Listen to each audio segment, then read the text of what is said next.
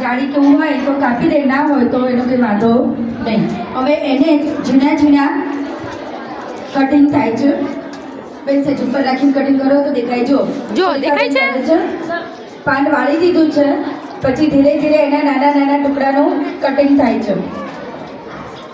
ઓ ભાઈ પાન છે સૂકવેલા એ તૈયાર લાયેલા છે. હવે જેટલા પાન જે મીઠા પાન લીધા છે એની અંદર જ ચણોટીના પાન મિક્સ કરે છે.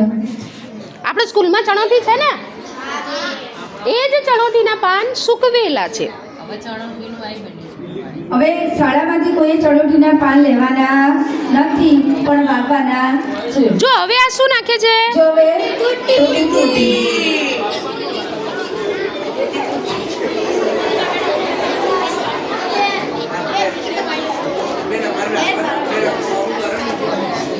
જો હવે પેલો જે મસાલો આપણે બનાવ્યો હતો ને એના બે ઉપયોગ પણ થઈ શકે. એ મસાલો આની અંદર મિક્સ કરે છે. મિક્સ મુખવાસ જે બનાવ્યો હતો ને એ મિક્સ મુખવાસ સીધો વાપરી લીધો. આ મુખવાસ તમને અમે થોડો થોડો ચખાડીશું. હવે એની અંદર આ ગુલકંદ સાંભળો, ગુલકંદ કાથો કાથો લાયા છે. એ કાથો આની અંદર નાખીશું. આની અંદર આપણે ગુલકંદ પણ વાપરી શકીએ છીએ.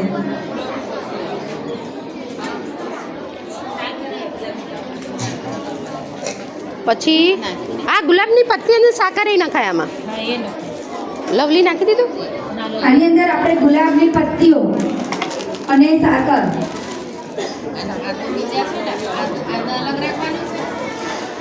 એ પેલા મિક્સ માટે રાખ્યું છે.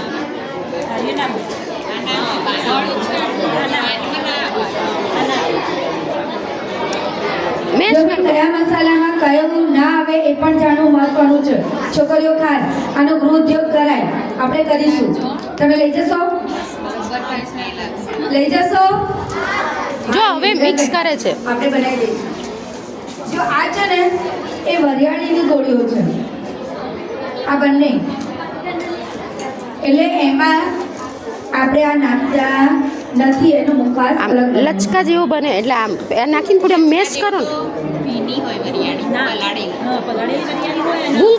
ગુલકંદ નાખે ને એટલે ભીનું લાગે તો. હા ના ના વાંધો નહીં. છોકરાને ચખાડવો છે ને એટલે થોડું જાજુ જ જોઈશે.